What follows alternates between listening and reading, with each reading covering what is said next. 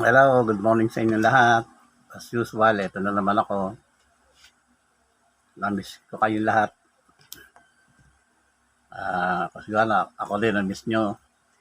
Shoutout nga muna pala dyan sa pinsan ko dyan sa California, kay Ate Baby. This si Linda Sullivan Bernardo.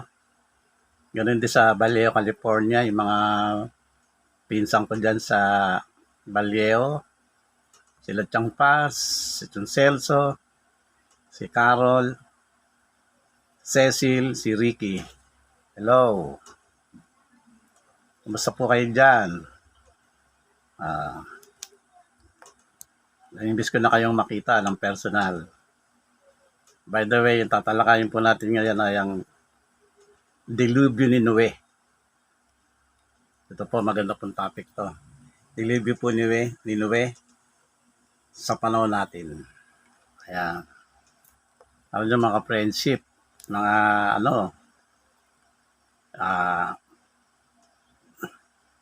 ang panahon natin ngayon talagang masasabi natin na masaya naman, masagana, lahat ng bagay.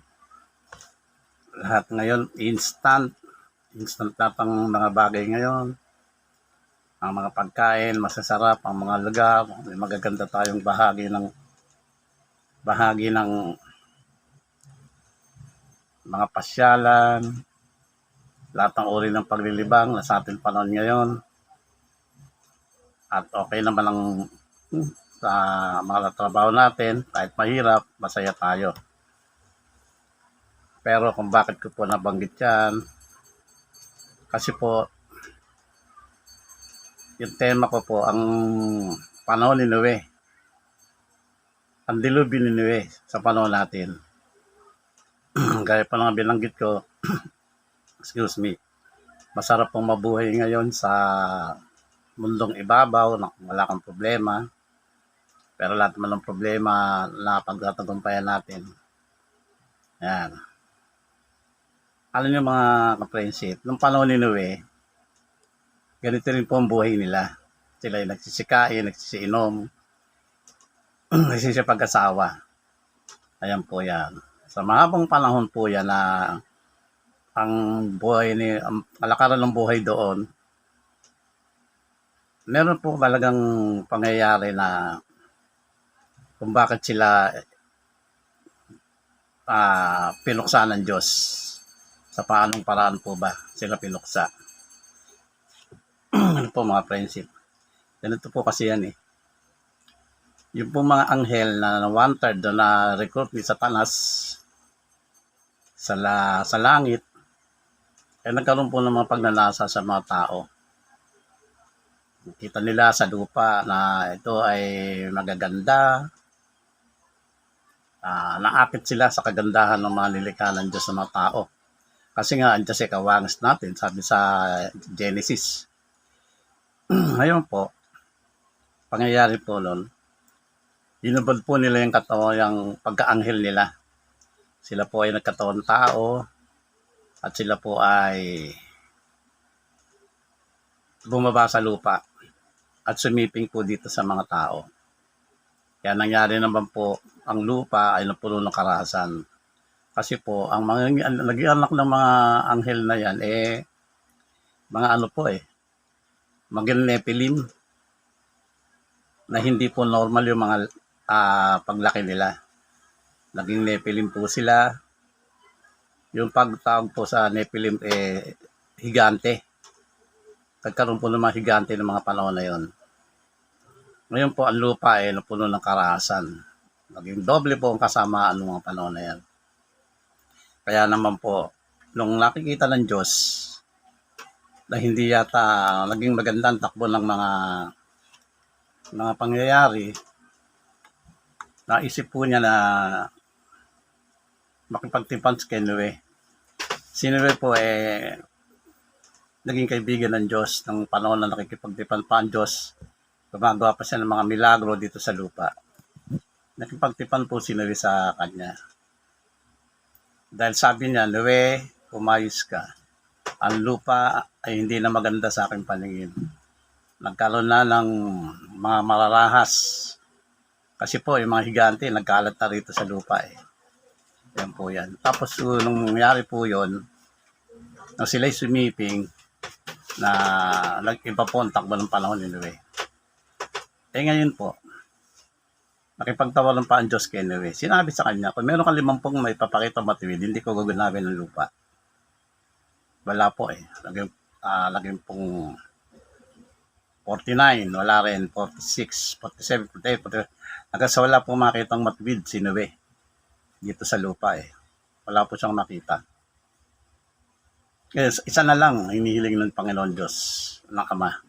Pag may makikitang isa, maaaring hindi niya na gunawin ang lupa dahil po doon sa isa na matuwid kahit paano. Pero bigong-bigo po ang si Noe. Kaya po inatasan si Noe na mangaral kasama kanyang asawa, manugang at mga anak. Nangangaral po sila sa bahay-bahay, sa mga tao, pero wala pong nakikinig nung panahon na yun. Hindi po sila nakikinig. Wala pong nakikiano kay Noe. Excuse me, na nakikipalig sa kanya para ayon sa mabuti. Kaya sinabi naman ni Noe, puno na, ang karasan puno na ng lupa. Magpapadala ako ng malaking baha, Noe. Kaya sinupin mo iyong manugang at iyong pamilya. Kung wala ka rin lang makitang matuwid na nakinig, umayong ka sa aking gagawin. Kaya po si Noe po, ay pinagawa po ng daong. Yung po bang balsa, parang bangka na malaki po, na parang barko. Pero alam ko po ito'y balsa eh. Ginawa po siyang balsa na para anuhan. Sipin nyo mga friendship, nung panahon na yon, bawat sukat ng kahoy, sulok, dulo, lahat po ng sukat binigay ng Diyos kay Noe. Sa paggawa ng building, kailangan tayo, may mga engineer, project engineer, electric engineer, mga water engineer. Yan po. Pero sa panahon po ni Noe, wala po kahit isang engineer. Tinatasan ng Diyos si Noe sa bawat sukat ng mga kahoy, mga hibla, mga pako na gagamitin. Ngayon po, habang gumagawa po si Noe, at nangangaral, at hininto na ni Noe ang pangangaral. Kasi sabi po pa, wala rin naman mangyayari. Kaya po ang ginawa ng Diyos, patuloy siyang inutusan. At sila po ay sumunod, kung walang alinlangan. Kapag sunod po nila, nung nagawa na po yung daong na balsang malaki, parang sinasabi nila si Noe nasisiraan ng bait, at gagawa ng daong ang ganda-ganda ng panahon, ang ganda ng panahon, maaliwalas, maano sikat ng araw. Habang tinatayo po ni Noe daong na pinagawa sa kanya ng Diyos, tawanan, nililibak sila, pamilyar sila ng baliw, siraulo, mga abnormal. Kasi po sa panahon ngayon, gumawa ka ba naman ng daong sa gitna ng kalsada Talagang, yun ang isipin ng mga tao na out of mind ka. Pero otherwise, yung nangyari po, may limit din ang lahat ng bagay sa Diyos Lahat ng bagay, mayroong panahon. Nung nagagawa na po ni Noe ang daong, nung matatapos na po, ginawa po ng Diyos, maglagay ka ng dalawang hayop, malalaki at maliliit. Kumbaga sa ano po, partner po siya Partner, lalaki at babae, ang isahin mo sa daong. Guro, mga elepante, mga tigre, mga leon, basta po yung malalaki, maliliit, mga manok, lahat po Kabayo, lahat nandun na. At gawa mo sila ng mga kwadra, sabi ng Diyos. Gawa mo sila ng kwadra, nasisindan nila, lagyan mo sila ng mga pagkain. Excuse me. Ngayon po, nung gawa na po yun, yung pong arko ni Noe na para po may tulay, papasok sa balsa, dumating po yung dalawang hayop, elepante, sininop ng mga anak niya, ng mga apo sila Japet, yung mga apo po niya, sinino po yan, pati manugang. Dala-dalawang hayop, bawat makitang hayop, mga ibon na ano, basta partner-partner po. Para po sininop sila ng Diyos, may rastong pagkain. At ito na nga po, nung bumabagyo na po, nung pong kumbaga sa ano nun para sa atin, nung pag Biyernes Santo, ano ng araw hindi sikat. Nangangaraw si Noe, hanggang sa sabi ni Noe, pumasok na kayo sa daong at isara niya na ang daong. Pagkasara po ni Noe, kasi sila ay nag-aasawa, may inom, sisikain, naglilibang, lahat po yan, wala po silang pag-ano sa Diyos Habang pong gano'n ang nangyayari, di po nila namalaya na pumasok si Noe sa daong. At nangyari nga po yan, kumbaga sa Biyernes Santo, pumatak po ang ambon, yung ambon po, ay kasing laki po malalaki po ng patak Parang kasing laki po din ng mga kumbaga sa prutas, o diba, sa sangkis. Ganun po yung patak ng prutas ng panahon na nagpaambon ng Diyos. Nagulat ngayon ng mga tao. Hanggang sa unti-unti po, nagdilim po. Unti-unti po, bumagsak na po itong mga ulan. Ayan, bumagsak na po sila. Ngayon, nung napansin ng mga tao na lumalaki ang tubig, bumabaha na, ginawa po nila, umakyat sila sa daong ni Noe. Pero kahit baritahin nila, pokpokin nila ng maso, hindi nila mabubuksan nung sinara ang pinto. Kasi po, Diyos po ang nagsara niyan Diyos, kaya wala po sila makapagbubukas. At habang pong sinara ng Diyos yan, nakakalampagan sila, naghuhimayaw sila, nadidinig nila, nagsisigawan ng tao, nalulunod na lahat ng tao. Hindi nila mabuksan. Kasi alam niyo mga friendship, kung anong ginawa ng Diyos, ang pinandikit po niya dyan ay alkitran. Yan po ay mababasa niyo sa Bible. Alkitran, para po bang finer epoxy na matindi sa galing sa Diyos. Kaya nga po, ito pa, nung unang gabi, kasi po nagpaulan ang Diyos ng 40 days, 40 nights na umulan. Walang hinto po yun. Hanggang sa lumalim ang baha. Habang umaandar po yung bagyo, na dilubyo ni Noe, magtataka ka, ang mga hayop, hindi nag-iingay. Di po ba pag ang aso, kumakahol maingay na, sasawayin mo. Ang kabayo, kapakataka po na yung mga panahon na yon, habang na sila nasa daong, wala man lang nag-ingay na hayop. Tahimik sila, payapa, kumakain, maayos. Wala kayo mandig na ingay man lang na isang kabayo, leon, ano man ang maatungal. At nagtataka ka po, yung pagkain, paano nagkasya? Sa 40 araw, 40 gabi na maaaring kukulangin yon. Pero, bakit sakto? Kasi po, lahat yan puro paglalaan ng Diyos ang ginawa Kumbaga sa po, yung mga hayop kasi nalang vocal cords Hindi kagaya natin, meron tayo rito vocal cords. Kasi mga hayop, aso, pusa, yan. Lahat man yan, dalawang vocal cords yan. Hindi kagaya natin tao na nakapagsasalita. Ngayon po. Ngayon po, kaya po sila hindi nakapag-ingay. Sinara ng Diyos ang kanilang vocal cords pansamantala. Para po sila hindi makadinig, mabuhay ng mapayapa 40 days, 40 nights. Sipin nyo, kung paano nagawa yung daong, may sukat, 8 tao lang ang gumawa. Wala pa ho ganong nagamit, mga lagari, mga Pero nabuo nila, babae pa yung asawa ni Noe, at yung mga manugang niya, may babae rin. So, tinutukoy po doon 8 kaluluwa ang buhay, ibig sabihin po ng kaluluwa buhay ang naligtas. Sipin nyo, magkasya pagkain, 40 days, 40 nights, magkasya po ang pagkain at yung pong ingay ng mga hayop, dumi ng hayop, talagang hindi umira lang 40 days, 40 nights.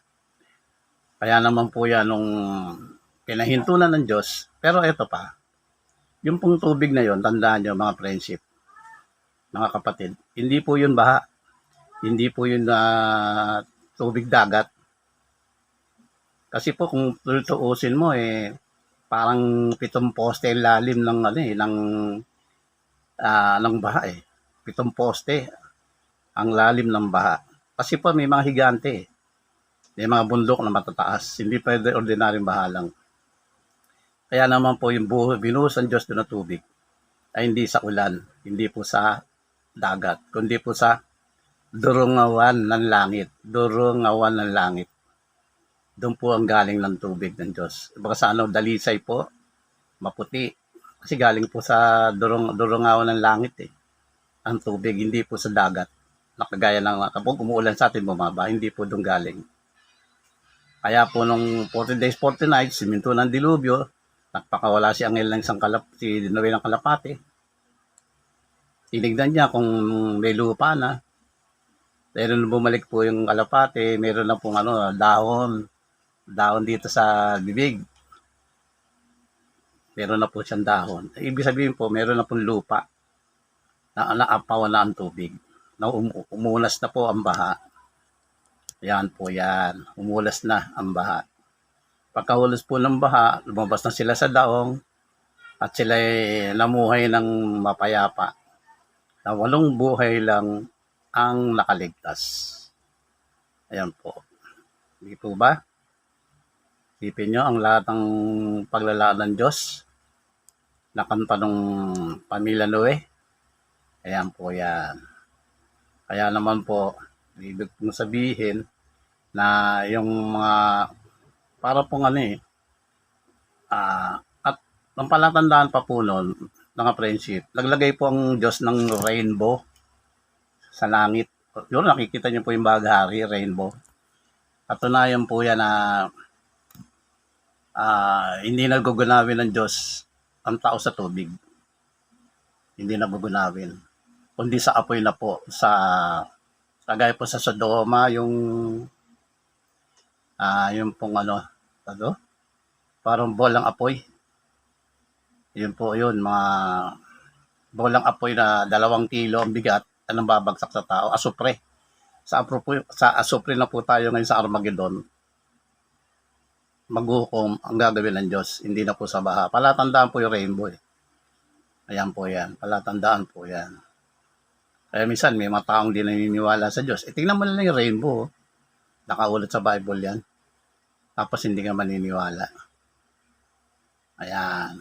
Pero ako, opinion ko po, kung iisipin natin, bakit may mga bansa tayo na nagyayelo, Japan, lahat po ng mga Asian countries natin siguro, puro nagyayelo po dyan.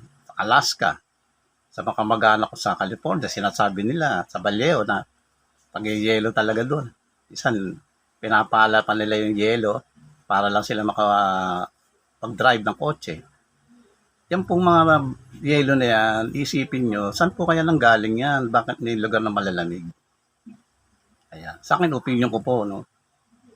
Yan po sa akin lang, hindi ko sinabing maniwala kayo. Opinion ko lang po to. Yan po yung yung baha. Kita nyo yung yelo, maputi. Yung snow, ang puti-puti, ang linis. Yan po yung tubig eh. Sa durungawan ng langit nang galing. Yan po yan eh. At yung mga, geologists natin, nagpapatunay na yung Mount Everest, yung mga bundok, nagkaroon po ng seashell sa ibabaw. Paano magkakaroon po ng mga kabibi doon sa ibabaw ng bundok? Ay ang taas nun. Ibig sabihin po na meron talagang dilubyo na nangyari na ang tubig umapaw at yung mga seashells na iwan po doon sa ibabaw ng bundok. Yan po yung mga patotoo.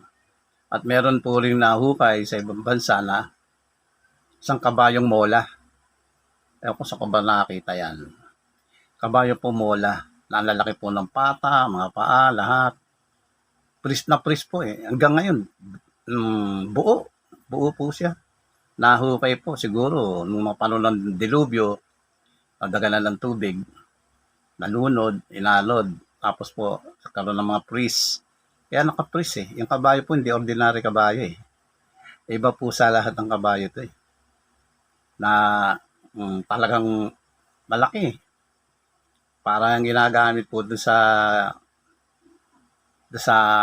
mga kabayong mola na pinatakbo ni Paraon doon sa Ten Commandments, so hinabol na yung mga Israelita. Ganun po kalalaki. Pero isa lang po itong nakita. Isa lang po yan. At meron din po nahukoy na isang caveman doon na siguro may ilang libong taon na. May pana, nakahubad, meron pang palaso sa likod. Naka-pristine. Nakita ng mga geologist natin, naka-prist. Kung ilang daan taon na yun, sinusuri nila. Papatunay po yan na talagang merong isang mundo na inapawan ng dagat na dilubyo na nanggaling sa durungawan ng langit. Ayan. Isipin nyo, no? Ang daming mga kababalaghan pero nangyari, totoo. At ang isa pa po dyan, kaya ang pamagat ko po ng tema ko ang dilubyo ni Niwe. Anong kaugnayan sa atin? Sinasabi po doon sa Juan na sa bagong tipan natin ngayon, sila'y umiinom, nagsisikain, isipag-asawa, naglilibang. Hanggang sa hindi nila namalayan, pumasok si Noe sa daong. Hindi nila namalayan. Ganun-ganun din po ang pagparito ng anak ng tao, si Jesus. Tayo naglilibang, lahat ng paglilibang, mas lalo ngayon, grabe. Hindi nila namamalayan, nagwawalang bahala tayo sa lahat ng mabuti. Tungkol sa Diyos. Baka po, grabe doon sa Juan, sila uminom, naglilibang, si pag-asawa. Ganon-ganon din po ang pagparito ng anak ng tao, si Jesus. Na sila'y mga pangyayaring ganyan. At parang ano po ito isang bagay na nangyari na mauulit. Parang po bang deja vu? Alam niyo ba yung deja vu? Yung mga naulit na kasaysayan, parang nauulit ngayon. Pero this time, talagang mauulit. Dahil nga po sa Armageddon na hindi na tayo pupuksain sa tubig, kundi po sa bolang apoy. Ayan po yan. Sabi nga sa Apokalipsis, pag didilim ang langit, hindi na magbibigay ang liwanag ng buwan. At ang mga tao ang maghihiyawan. Sinasabi sa Biblia, 1,000 sa kanan mo, 1,000 sa kaliwa mo, ang mabubuwal at makikita ng dalawang iyong mata. Sino makakita ng dalawang mata? Yung pong mga nakinig at nagbasa at nagpagal sa Diyos. Maaaring sinasabi naman po ang buhay nila ang buhay nila ay nasa aklat ng buhay. Kaya tanong diyan, ang buhay ba natin ay nasa aklat ng buhay? Ayan po yan. Kaya po yan, may kaugnayan po yan. Hindi yan po lalagay sa Biblia. Wala pong kaugnayan na mangyayari sa hinaharap. Kasi binanggit pa uli At sila'y naglilibang sa pag-asawa hanggang sa hindi na namalayan na pumasok yung si Luis sa daong. Ganon din naman ang pagparito ng anak ng tao na hindi na namalayan. Yung second coming po ng ating Panginoon, pagbabalik na tungo sa kawakasan. Kaya po ang aral dyan gaya ng mga unang pahayag ko, maging timbang tayo, maglaan tayo kahit isang oras. Ayan. Ako naman sinasabi ko lang po yung totoo. Kahit scroll nyo to, hindi kayo mag-like, hindi kayo panoorin. Ang mahalaga na ipahayag ko po ito.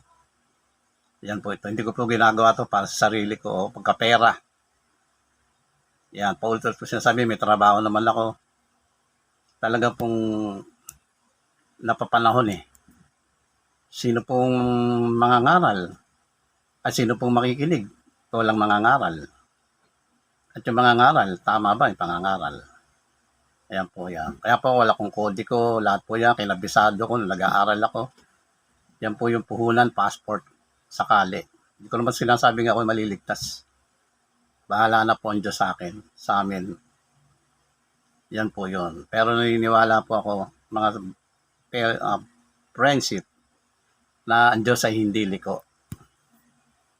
Para hindi niya makita ang lahat ng ginagawa mo para sa Kanya. Ayan po. At susunod po kung tatalakayin, sa susunod ko pong video ay ang salita ba ng Diyos ay banal o lagim? Abangan niyo po yan. Maraming salamat. Mabuhay tayong lahat. At magtiis. Dahil ang magtiis hanggang wakas ay maliligtas. Salamat.